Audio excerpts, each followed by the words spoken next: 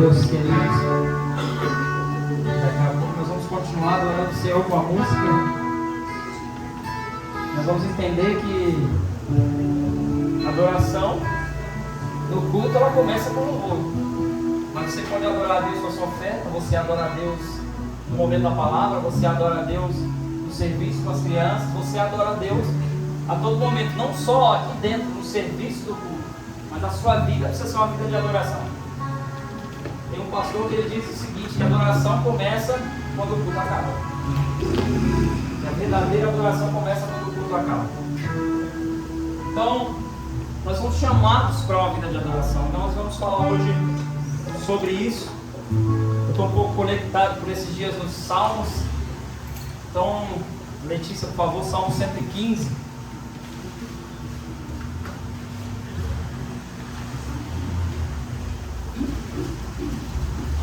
Deixa só o Lucas aí para uma chamada, você volta. Tá bom? Glória a Deus. Salmo 115, irmão. O tema dessa mensagem é adoração transformadora. 115, verso 8, lê, por favor.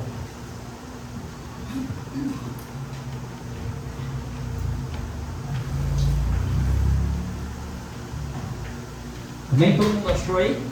Então diz assim, ó. Aqueles que fazem os ídolos e neles confiam são exatamente iguais a eles. Em outras traduções diz assim: tornem-se semelhantes a eles, aqueles que os adoram. Mas é a mesma coisa. Aí você põe Lucas capítulo 4, por favor, agora, verso 10. Vamos conectar essas duas passagens aí. A Bíblia está toda conectada, irmão. Esses dias o pastor Eduardo trouxe uma aula para nós aqui a respeito disso, sobre as conexões entre a palavra de Deus, conectado nos Salmos, Isaías, um livro bem antigo, mas que mostrava, falava sobre Jesus. Deixa eu ver se é. Deixa eu passar um pouquinho. Eu peguei a Bíblia ali.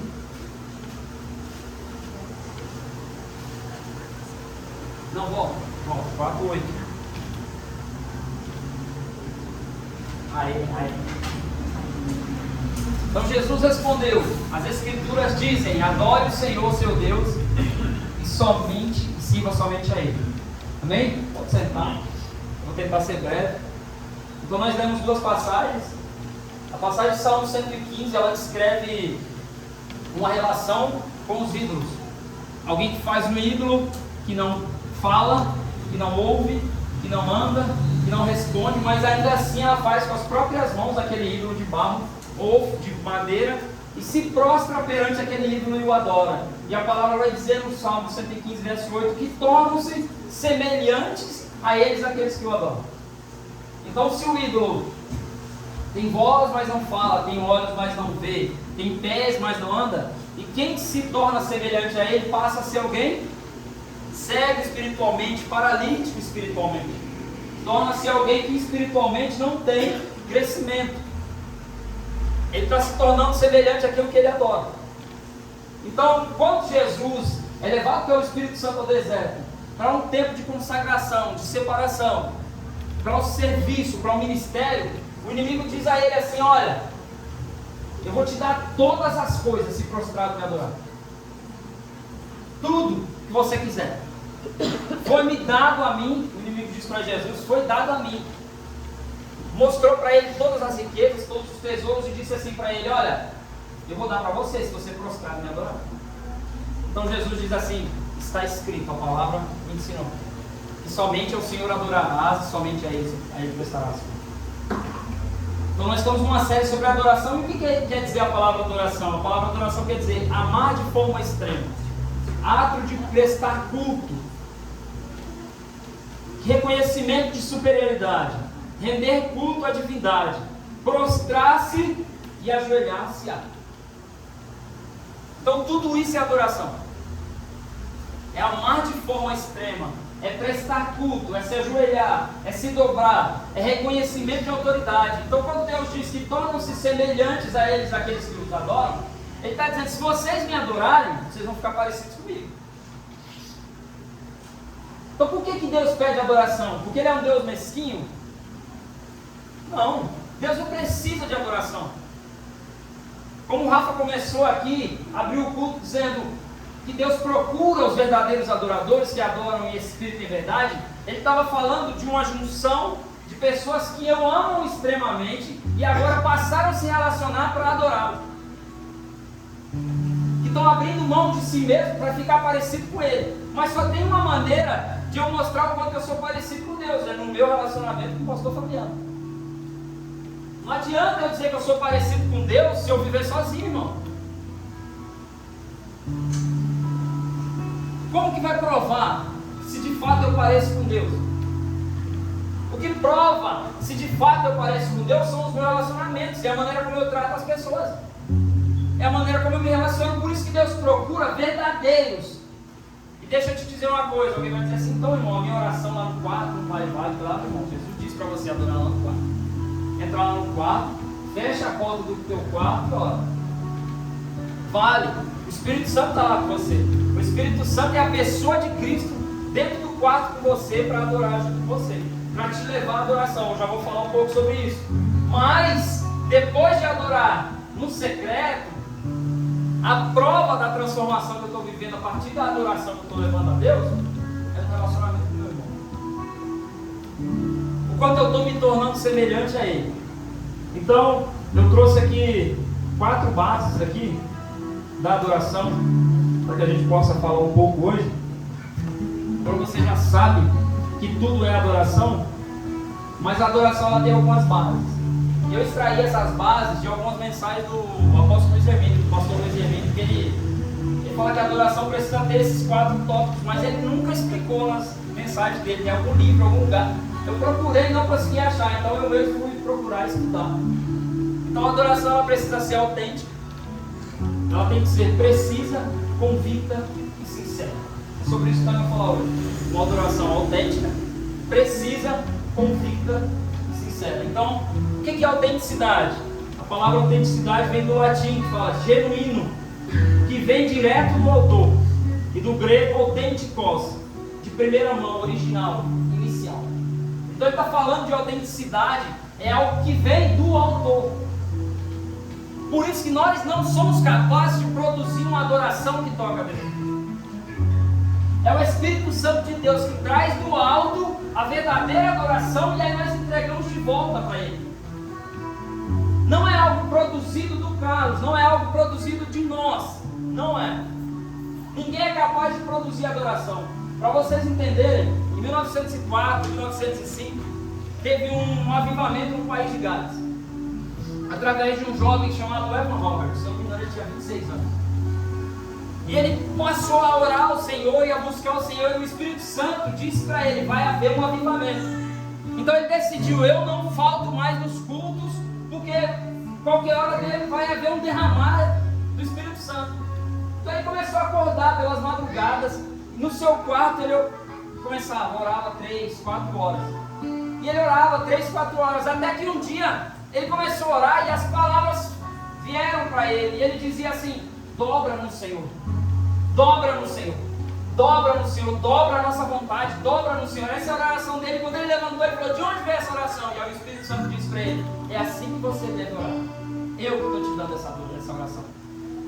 E a partir dessa oração de Evan Roberts, o país de Gales viveu um avivamento, porque alguém recebeu do Espírito Santo uma oração tão simples: dobra no Senhor.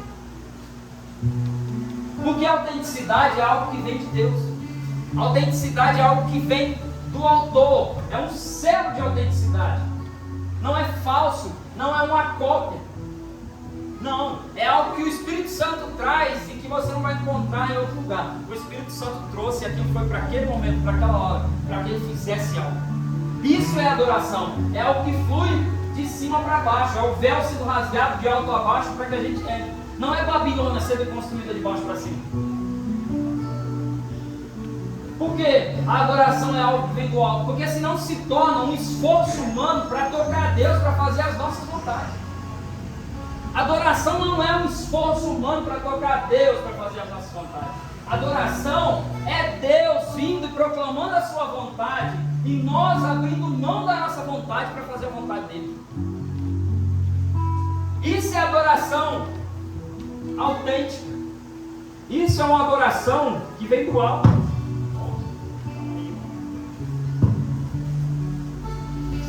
Adoração autêntica é aquela que tem Deus como autor. Por isso que Jesus disse para nós assim: é assim na terra como no céu. Quando vocês orarem, venha o teu reino, faça-se a tua vontade na terra como no céu. Porém, nós, no nosso tempo e na sua grande maioria, e por isso nós abandonamos muito do eis-me aqui, nós abandonamos muito do desejo pelo vídeo, nós abandonamos muito do desejo pela salvação do perdido, pela salvação do outro, porque nós somos ensinados que a igreja e o culto, o lugar de adoração, é um lugar onde nós vamos para buscar algo que Deus faça por nós. Não deixa de ser, não deixa de ser, nunca vai deixar de ser, porque a palavra vai nos dizer assim: Deus, o nosso Pai, que Deus, o seu Filho, nos negará porventura alguma outra coisa? Ele não negou nada para nós. Só que o modelo de culto, o modelo de adoração autêntica que Deus estabeleceu é para que nós venhamos para um lugar, adorar a Deus até que a sua vontade seja proclamada em nós, e nós vamos sair por aí para fazer a vontade dele. Por isso que a marca dos avivamentos que aconteceram foram missões. A marca do avivamento do País de Gales foi um movimento de missões. A marca do avivamento da Rua Azusa foi um movimento de missões que, inclusive, algumas igrejas aqui no Brasil foram fundadas por homens que foram influenciados pelo avivamento da Rua Azusa, um avivamento que aconteceu lá nos Estados Unidos. E os homens vieram para cá, para o Brasil, trazendo a doutrina do batismo com o Espírito Santo, porque eles foram tocados pela vontade de Deus lá do outro lado. O quanto nós estamos sendo autênticos na nossa adoração é o quanto nós, depois de adorar, estamos saindo para salvar o perdido. Não é o quanto eu recebi de Deus. Eu agora... Porque assim, se a gente abrir, liga a TV lá ou ouvir o rádio, aí alguém vai dizer assim: depois que eu cheguei aqui, olha, eu não tinha nada, mas agora eu tenho 2 casas com uma mansão de não sei quantos metros quadrados, eu tenho 2 carros na garagem. E a pergunta é: você tem salvação? A pergunta é: você tem convicção de salvação? A pergunta é: dolo, hoje pedirão a tua alma, e o que tem guardado, para quem será? Essa é a pergunta de Jesus. É se a autenticidade da nossa adoração está nos transformando em alguém salvo. Porque alguém salvo se preocupa com os outros, porque se Jesus voltar amanhã, eu não quero ir sozinho. Por isso a igreja cada vez mais tem abandonado o evangelismo, cada vez tem mais abandonado missões, cada vez tem mais abandonado convidar alguém para participar de um culto, convidar alguém para participar de uma mesa, para participar dos eventos que acontecem, porque a gente não está preocupado, irmão, se o outro está salvo. E sabe por que a gente não está preocupado se o outro está salvo? Porque nós não estamos preocupados nem com a nossa salvação. Nós não estamos entendendo que isso aqui é para nos salvar. Nós precisamos entender que a adoração é para se aproximar do Salvador. Porque não adianta ter todas as coisas do mundo e perder a sua alma. Não adianta ganhar o mundo todo e depois perder a sua alma. Então a autenticidade da adoração, ela vem para isso, para nos realinhar ao propósito pelo qual Deus quer que nós sejamos igual a Ele. Quando Jesus está na terra, o que mais Ele fez, irmão? O que mais Jesus fez foi evangelizar. O que mais Jesus fez? O que mais Paulo fez depois que caiu no caminho para Damasco? Evangelizar. 12 cartas do Novo Testamento foram escritas por Paulo, o homem que mais foi transformado por aquele momento em que ele encontrou Jesus. Ele foi transformado, irmão. Aquele Saulo de Tarso se tornou Paulo. E aquele Paulo foi o homem que mais evangelizou. Por quê? Por causa de algo que veio do alto. Ele olhou para o alto. A Bíblia diz que ele viu uma luz no alto. A minha oração é para que uma luz brilhe aí dentro de você. E faça você cair por terra. Eu não sei por quanto tempo você vai ficar cego, mas eu acredito que Deus vai levantar uma Ananias para tirar as escamas dos seus olhos. Mas aquele Paulo olhou para o alto e ele viu uma luz e ela brilhou dentro dele. E por um tempo ele ficou cego, irmão, não tem problema. Mas um dia Deus levantou uma Ananias. E quando, sabe o que é? Deus fala assim, Paulo. Deus fala para Ananias, perdão, Ananias, tem um sujeito chamado Saulo, lá numa casa lá, ele está cego. E eu mostrei para ele que você vai lá orar por ele. Ananias olha para Deus e diz, Deus, não é esse que vem perseguindo os cristãos, que vem matando os cristãos? Eu disse que você vai. Ele já viu numa visão, mas Paulo estava cego. Mas ele já tinha visto, um Ananias vai chegar. E um Ananias vai impor as mãos sobre mim. Eu vou ser batizado com o Espírito Santo e as escamas cairão dos meus olhos.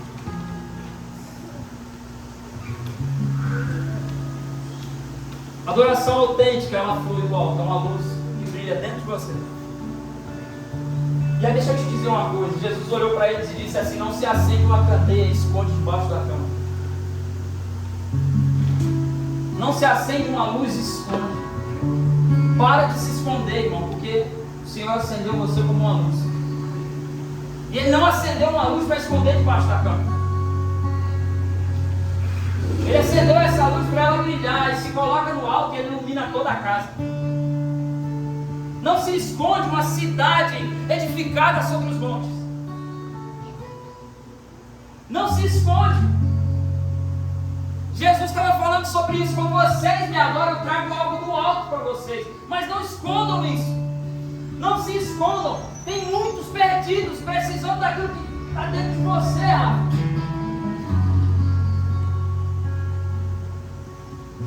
É muito bom orar aqui dentro, irmão. É muito bom abraçar vocês. A gente gosta disso. Mas às vezes a gente encontra as pessoas e elas estão precisando só de um conselho, só de um abraço. Mas a gente passa direto, preso nos nossos dilemas, nos nossos problemas. E cada vez o inimigo vai nos atacando mais, para nós ficarmos com as escamas nos olhos, olhando só para nós mesmos. Então nós buscamos pessoas para cuidarem de nós, mas não estamos buscando cuidar dos outros. Por quanto tempo, depois de adorar ao Senhor, nós vamos ficar só cuidando de nós mesmos e buscando cuidado, e não buscando cuidar? Porque o apóstolo Paulo levantou daquele lugar e já foi pregar o evangelho. Nem aceitavam ele. Falou, esse cara estava ontem nos perseguindo e nos matando, hoje já está pregando. Não, nós não queremos ele não. Então ele foi para casa. Ele pregou, ele se preparou na sua cidade por 14 anos, até que Barnabé foi buscado no mundo. Mas a partir do momento que Paulo caiu naquele caminho para Damasco, nunca mais ele foi o mesmo. Ele saiu ali pronto para pregar o evangelho para todos, para aquele encontrado. Então a segunda parte aqui, falei sobre uma adoração autêntica e agora eu vou falar sobre uma adoração precisa. Precisa, do latim, ato de encurtar, de abreviar, de tornar mais preciso. Cortar fora um pedaço. Sabia que preciso significa isso? Então precisão, ela fala de duas coisas. Ela fala de encontrar um ponto e ser preciso para chegar até lá, seguir por um caminho, ter um alvo, mas ela fala sobre necessidade. Quando você tem uma precisão, uma necessidade. Então a adoração precisa é aquela que tem Jesus como alvo, como necessidade primeira. A minha primeira necessidade é Cristo. E as demais coisas me serão acrescentadas. A minha primeira necessidade que eu venho para buscar é o Rei, e as demais coisas serão acrescentadas. Então nós temos um alvo. Nós temos um alvo que é Cristo. Em Filipenses, para mim, por favor, capítulo 3, verso 14, eu acho.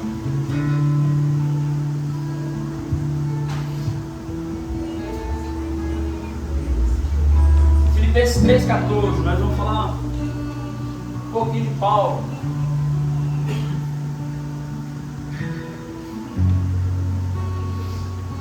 Prossigo para o final da corrida a fim de receber o prêmio celestial para o qual Deus nos chamou em Cristo.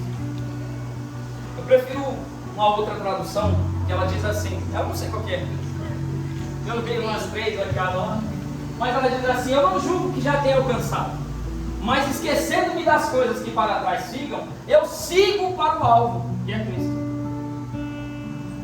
Deixa eu te falar uma coisa aqui, irmão. Te ensinaram que perdão não é esquecer, não é? Mas deixa eu te falar uma coisa. Sabia que perdoar também é esquecer algumas coisas? Você vai ter que esquecer, irmão. Você vai ter que esquecer. Porque se você não esquecer, isso vai te matar. Esquecendo-me das coisas que para trás ficam. Sou eu que estou dizendo, é a palavra. É Paulo que está dizendo assim: eu me esqueço. Não é eu perdoo gradativamente, não, eu me esqueço. Quanto tempo vai demorar para você esquecer? Eu não sei, mas quanto mais demorar para você esquecer, mais vai ser difícil você caminhar. Pronto. Há uma necessidade de esquecimento, por quê? Porque Deus diz que Ele pega as nossas coisas, os nossos pecados, e Ele lança onde? No mar do esquecimento. Mas o nosso problema é quando a gente olha para o irmão, a gente lembra. A gente tem uma lembrança, mas Deus não é um Deus de lembrança, Deus é um Deus de memoriais.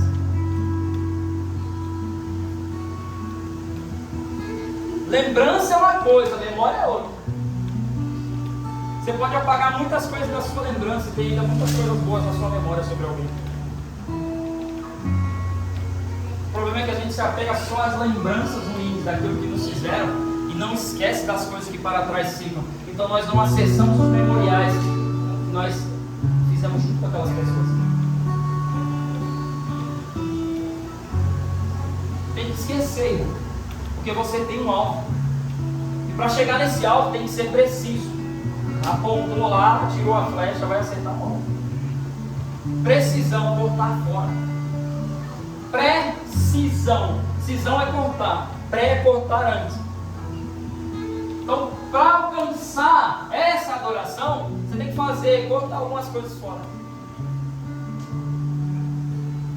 Antes de adorar, você tem que cortar algumas coisas fora. Eu me lembro quando eu me converti, não tem muito tempo. Pastor Arreu. Não tem muito tempo, tem uns 17, 18 anos, se eu não me engano, quando eu me converti. E era de praxe. Quando a gente chegava na igreja, dobrava o joelho para orar e depois... Eu sempre vi os pastores, as irmãs de oração, elas sempre oravam. E eu me lembro do início da oração, era sempre: perdoa, Senhor. Perdoa os meus erros desse dia. Perdoa as minhas falas, perdoa as minhas falhas, perdoa. Me perdoa. Isso é uma precisão. Antes de adorar, vou contar fora algumas coisas aqui. Antes de adorar, eu vou reconhecer algumas coisas, eu vou cortar fora aqui. Antes de adorar, eu vou cortar alguns relacionamentos. Antes de adorar, eu vou cortar algumas coisas, porque eu tenho que ter uma adoração precisa, que alcance o alvo. Uma adoração que no final, quando acabar a adoração, o irmão vai acabar de pregar e eu vou falar assim: ora por mim aqui de novo. Passou 2 horas no culto orando e acabou. Acabou a adoração, irmão. Não acabou a adoração, acabou o serviço. Ora aqui por mim de novo. Põe a mão na minha cabeça, porque não cumpriu a minha necessidade. Eu não alcancei o alvo. Mas a questão é que não é que você não alcançou o alvo da adoração, é que a adoração era você mesmo, e aquilo que foi falado não veio ao seu encontro. Então você acha que o culto não valeu, tem que orar por mim no final. Porque o culto não era para ele, era para mim. O louvor não foi bom, Mário, porque você não cantou o que eu queria.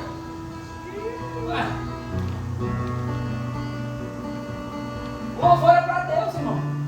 A oração é para Deus, o culto é para Deus. O que é um culto bom? Como é que a gente classifica o culto bom? Culto bom é o que você veio e ele veio. Ponto. Como que ele agiu? Aí, meu irmão, é contigo. Se você só chorou no culto, se você só sorriu, se você falou assim: nossa, o culto estava frio hoje, talvez quem estava frio era você. Ai, Jesus estava distante, talvez você passou mais tempo distante dele, aí chegou no culto, agora você quer que ele se aproxime. O culto é para ele, irmão, não é para mim. Então eu venho para o culto para ter essa precisão de alcançá-lo. E se eu perceber que não teve, se eu não alcancei, eu vou ter que voltar lá naquele lugar onde fecha a porta. Depois eu vou falar sobre isso. Porque a adoração precisa ser também convicta. Do latim convictus, convencer, certo de. Convicção vem da ideia de algo que pode ser provado, algo que se sabe, ainda que ao redor tudo diga ao contrário. Jó capítulo 19, por favor. 19, 25.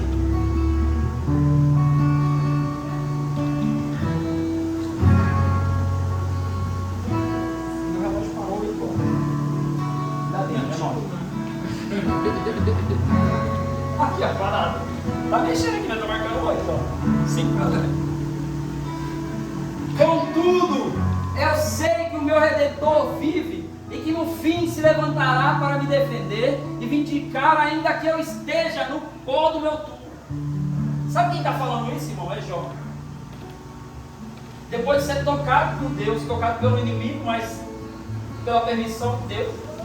E nesse momento ele tinha sido acusado por todos os seus amigos. Se você ler Jó capítulo 19, ele vai olhar para os seus amigos e vai dizer assim: vocês deveriam me abraçar, me acolher, me ajudar, porque eu fui tocado por Deus. Vocês deveriam me abraçar, mas tem uma coisa aqui que vocês não podem tirar de mim: eu sei. Não importa, irmão, quanto te acusaram. Não importa o quanto te apontaram. Eram os amigos dele, não eram os inimigos. Eram os amigos que estavam apontando. Eram os amigos que estavam dizendo que Jó, você pecou, você errou, você não presta. Por isso que está acontecendo isso com você. E Jó vai dizer para eles: vocês deveriam me acolher, vocês deveriam me abraçar. Mas tem uma coisa aqui dentro que é a convicção, que eu sei que o meu Redentor vive. A minha adoração a Ele é convicta. Eu sei o que eu estou fazendo. Eu sei a quem estou adorando. Hebreus capítulo 12 vai nos dizer que a fé é a convicção de coisas que não se veem, mas que se esperam. Você tem convicção que tem coisas que você não viu ainda, mas que já estão liberadas para você? E quando as escamas caírem, você vai acessar. Quando as escamas caírem, já está pronto, irmão. Já está pronto. Já está preparado. Eu vou preparar o lugar, Jesus disse. Já está pronto, já está preparado. Tem coisas aqui para nós recebermos que já estão preparadas. Mas é necessário entrar nessa adoração convicta, que sabe, que não se preocupa. Porque quem sabe não se preocupa. Eu não entro para pedir algo que eu sei que está pronto. Eu não vou entrar lá e falar assim: Deus, eu já sei que o almoço está lá na mesa, pronto. Eu não entro lá na presença de Deus para dizer assim: Deus, prepara o almoço para mim lá. Não. Quando eu sei que já está lá pronto, eu entro para agradecer. É uma adoração convicta, que sabe o que Ele já fez, então entra para agradecer aquilo que Ele já fez. Convicção é algo que pode ser provado. E é algo, quando eles usavam a palavra convicto no início, ela era muito usada nos júris romanos, quando alguém era condenado. Traziam-se as provas diante do juiz e provavam que aquela pessoa tinha cometido um crime e ele era condenado. Então a palavra convicção vem disso, algo que pode ser provado. Deixa eu perguntar para você: sua fé pode ser provada? A sua adoração a Deus pode ser provada? Ou quando a sua adoração a Deus é provada, você recua da sua adoração e passa a adorar a si mesmo ou aos ídolos? Adoração convicta é aquela que, quando a minha adoração é provada, eu não vou buscar outro objeto de adoração, porque eu não recebi o que o meu objeto de adoração primeiro não me deu. É por isso que as pessoas estão perdidas no mundo. Elas são o seu próprio objeto de adoração, então elas buscam satisfação em todas as coisas. isso que tem gente que vem para a igreja, então ela começa a buscar a Deus, e ela foi ensinada a não buscar de fato a Deus, mas buscar uma bênção. E quando ela não recebe essa bênção, ela tem uma frustração, porque ela deu o lugar que era de Deus a outro. Ela deu o lugar que era de Deus a bênção. Então não recebeu a bênção, eu busco a bênção em outro lugar. E a bênção pode vir do álcool, a bênção pode vir da droga, a bênção pode vir de qualquer lugar, não importa. Qualquer coisa pode ocupar esse lugar. Eu vou terminar aqui. O último ponto é uma adoração sincera.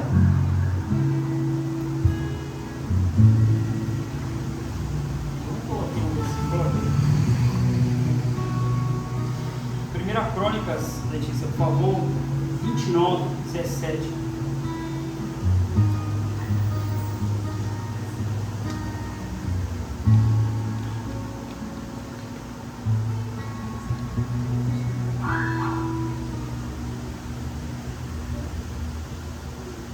Deus meu, eu sei muito bem o quanto Tu mergulhas em nossos corações, sondas, o que Te agrada da justiça e da integridade. E na sinceridade da minha alma, ofereci voluntariamente estas riquezas. Agora vi com imensa satisfação que Teu povo que se encontra aqui, igualmente ofereceu os seus bens com generosidade e alegria. Da sinceridade do meu coração. Então, a palavra sinceridade vem do grego, perdão. Deixa eu olhar, eu esqueci agora. Do grego, sincera. Mas por que nasce essa palavra? Porque os gregos, eles tinham muitos artistas, eles faziam as suas estátuas de mármore, de bronze. Então eles pegavam, e para cobrir as imperfeições das estátuas, antes de apresentar diante de uma autoridade, eles passavam por cera. Para tapar as imperfeições, tapar os buraquinhos lá que ficava, aquela coisa. Então entregava aquela estátua brilhante, linda, que aparecia não ter nenhum defeito, mas depois os defeitos começaram a aparecer. Então foi lançado um decreto pelo imperador, sem cera. Quando você fizer a sua estátua, quando você fizer a sua obra de arte, para entregar diante de nós, não vai ter cera, vocês não podem mais passar. Então ele usou essa palavra e disse: vocês precisam ser diante de mim sem cera. Por isso, quando nós chegamos diante do Senhor, tem que ser sem cera. Sabe qual que é o nosso problema? Nós usamos de sinceridade com as outras pessoas, por vezes. Machucamos as pessoas com a nossa sinceridade. Mas deixa eu te dizer uma coisa, irmão. Só quem suporta a nossa sinceridade é Deus.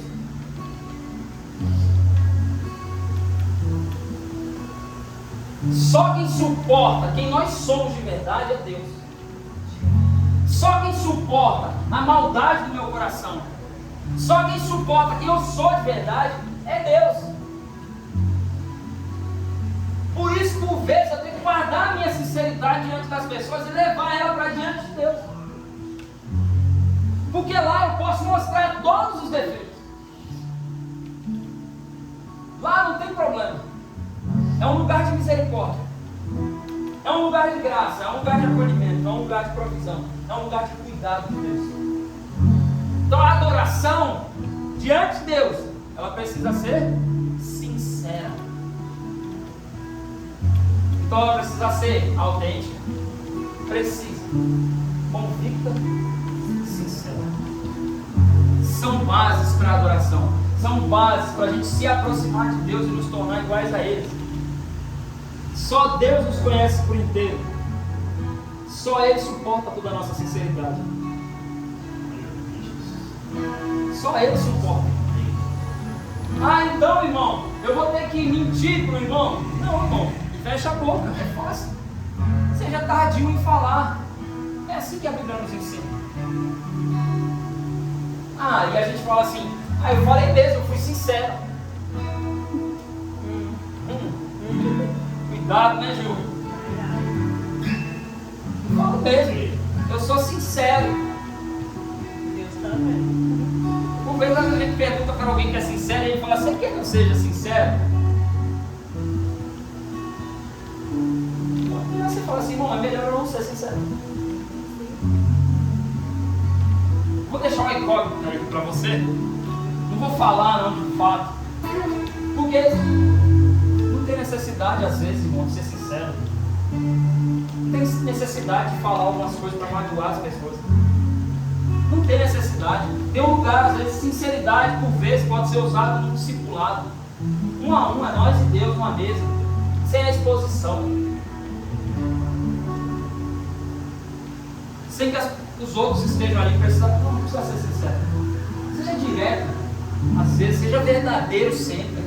Mas nem sempre sincero. Como assim, irmão? Como é que você é verdadeiro sem ser sincero? O pastor me fez uma pergunta e falou assim: Carlos, o que você acha disso, pastor? É melhor eu não dizer. Às vezes é melhor eu não dizer.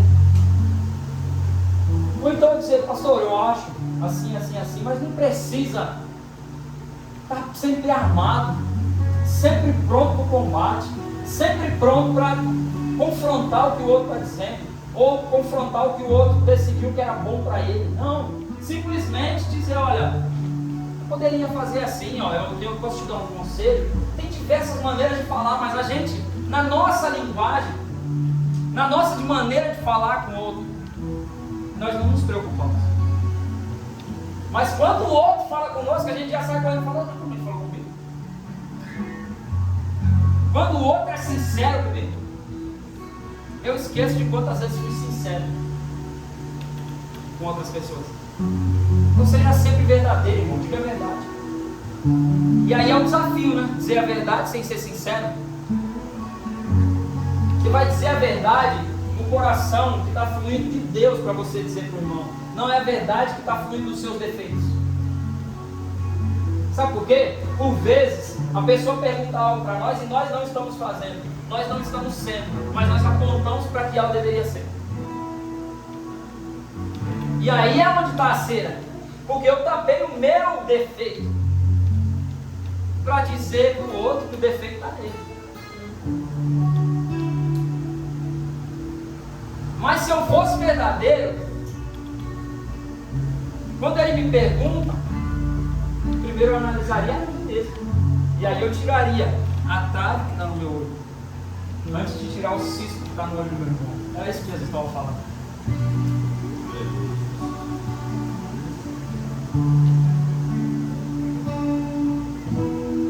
E eu espero que hoje você saia daqui com a sua mente assim, ó, pensando. Nossa, eu pensei que a adoração era ficar repetindo uma música. Não me ensinaram que era repetir uma música lá e tal. É também, irmão. É também. Já assistiu a adoração como uma arma de defesa? Já assistiu adoração como uma arma de defesa do Antônio Cirilo? É uma nota só e uma música só.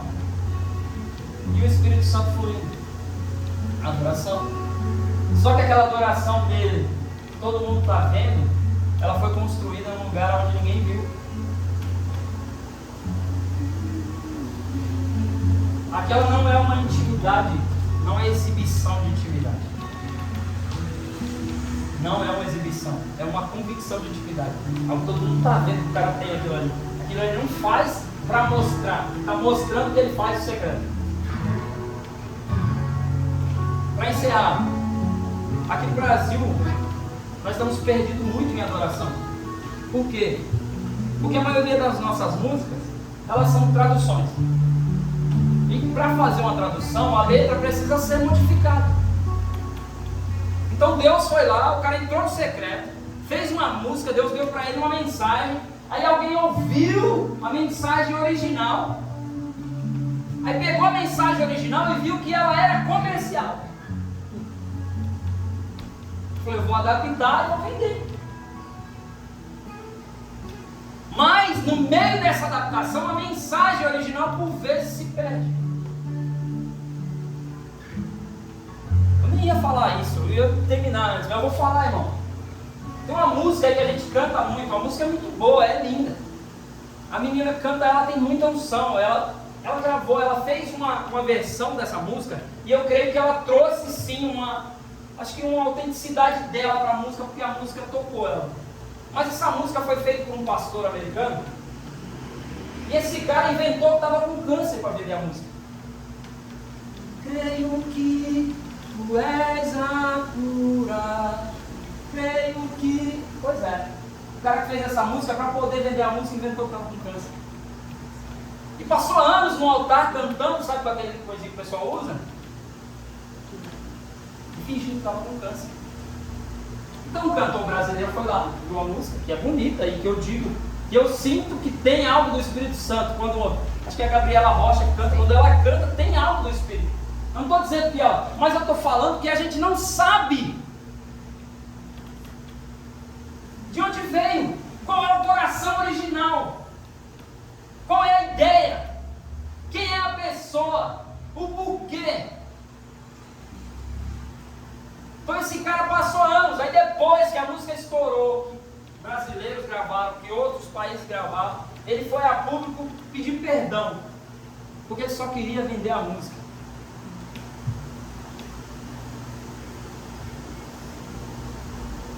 Por isso que eu estou falando dessa adoração autêntica, precisa, que não é copiada de ninguém, que é você mesmo. Você não precisa se esconder atrás de ninguém, que você não precisa, não precisa, irmão.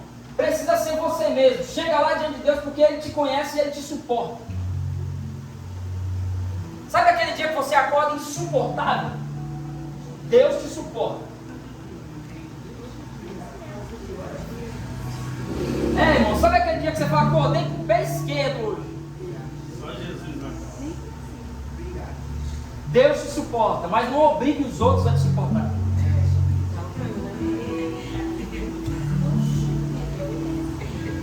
Transforme as suas emoções em adoração.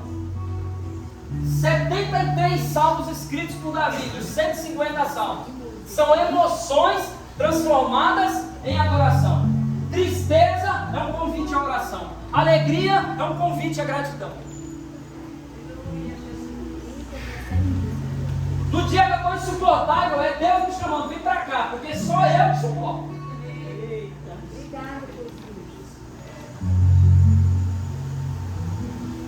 Transforme as suas emoções em adoração. As nossas emoções estão nos matando, irmão, e nos levando para longe de Deus, e matando as pessoas ao nosso redor, porque nós estamos obrigando elas. Você é obrigada, pastor, a me ouvir, não é? Você é obrigado, pastor, a me suportar um dia mal, não é? Deus é obrigado, foi Ele que me fez, Ele me colocou aqui, Ele me deu um propósito, Ele me deu um coração, Ele me deu emoções, e quando elas estão ruins, eu tenho que fazer igual o Jó. Eu sei que o meu Redentor, vou para Ele, porque se eu for para cima dos meus amigos, eu vou matar os quatro. Vocês deviam, Jó, vocês deviam me acolher, vocês deviam me abraçar, vocês estão me acusando, eu vou para Deus, eu sei que Ele está vivo. Como é que estão as suas emoções, irmão? Para a gente terminar, fica de pé. Vamos fingir que está terminando, né? 9h17 aqui. Como é que estão as suas emoções, irmão? Para onde é que as suas emoções estão te levando? Tiago escreveu, para terminar, ele disse assim: está alguém entre vós doente? Chame os presbíteros, orem, e a oração da fé sarará o doente. Ele está falando de uma patologia clínica, de uma pessoa que adoeceu por causa de um problema. Se eu for pecado, seria perdoado. Então ele está falando, pode ser uma patologia clínica, a pessoa pegou uma gripe, um resfriado, pegou uma doença, chame os presbíteros, chame os pastores, eles vão orar pela pessoa. Mas ele está dizendo assim, está alguém entre vós triste? Ore, não chame os pastores. Está alguém doente? Chame os pastores. Está alguém doente por causa de uma enfermidade? Chame os pastores. Está alguém doente por causa de um pecado? Chame os pastores. Mas está alguém entre vós triste? Por que você está triste, irmão? Olha qual que é a fonte da sua tristeza, porque às vezes Deus te entristece para você ir para Ele, aí você vai para as redes sociais. Você vai obrigar o pastor a te ouvir. Está alguém triste? Ore. Vai para o lugar de oração.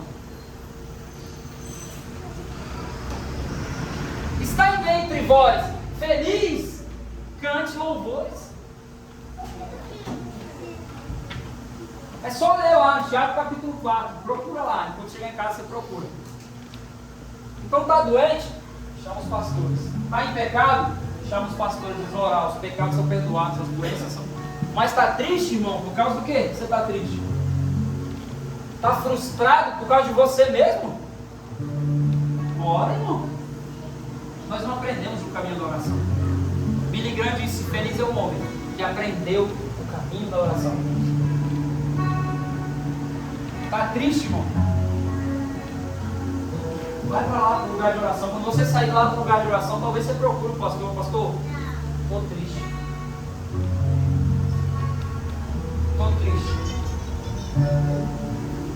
Sei o que está acontecendo comigo, mas eu estou triste. Mas você já não foi com a frustração lançar em cima do outro toda a sua frustração por causa das coisas. Primeiro você foi orar.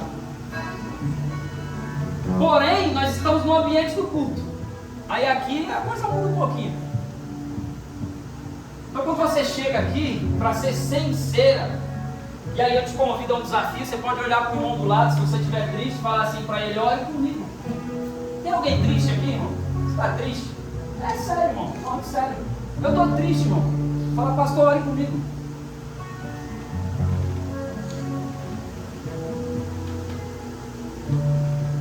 É a sinceridade do meu coração. Olhe comigo, Rafa. Mas você está feliz? Está feliz? Se você não está triste, está feliz. Falou que não está triste, agora eu vou ficar pensando: o que esse cara está? Como é que eu estou agora? Você está feliz? Quem está feliz? Você não falou que eu estava triste, irmão. Amém. Então olha para essa pessoa do seu lado e fala assim: cante comigo. Cante comigo. Se você estiver triste quando entrar aqui, fala assim: irmão, olhe comigo. Mas quando você estiver feliz, entre e fale assim: cante comigo. Porque a gente às vezes chama muita gente para orar quando está triste, mas não chama para cantar quando está feliz.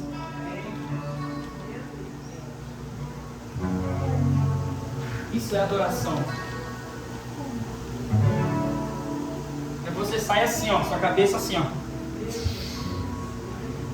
redemoinho, um monte de coisa assim, ó, tudo doido, um monte de crente doido, pensando: o que eu vou fazer para adorar a Deus a ponto de que eu saia, enquanto pessoas que estão precisando dele, não lance sobre elas as minhas tristezas e frustrações, mas as diga para elas assim: ó, vem e cante comigo. Essa é a conclusão de tudo. Começa a cavar essas bases da adoração na sua vida. Quando você for orar, vê o quanto você é sincero diante de Deus. Vê o quanto de convicção de salvação tem dentro de você. O quanto de precisão, qual é o alvo que você está buscando. Começa a olhar para isso, irmão. A palavra não é para nos ensinar a prestar um culto.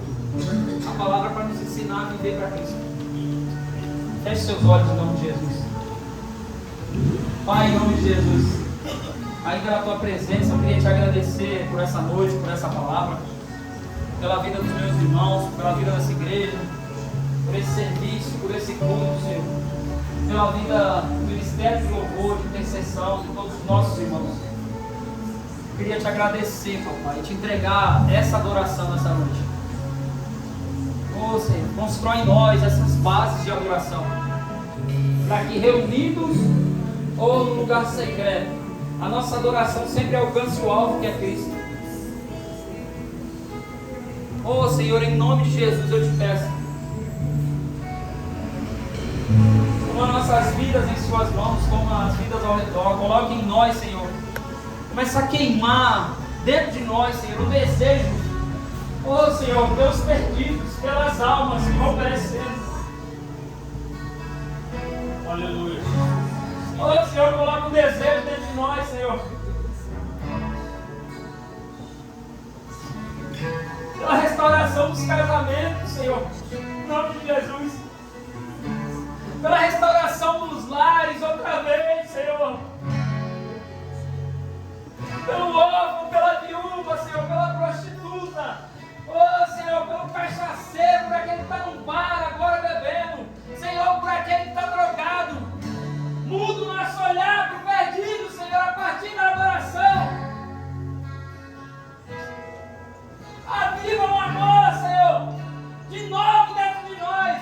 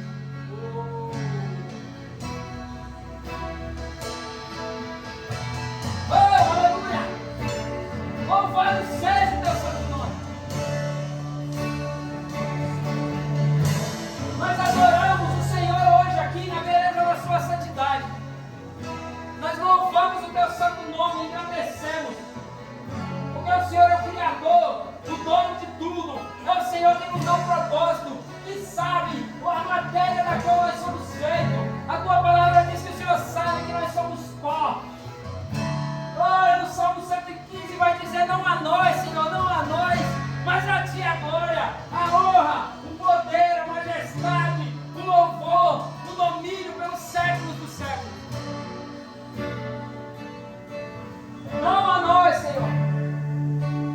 E toda adoração, e todo desejo de adoração que haja dentro de nós caia por terra, Senhor.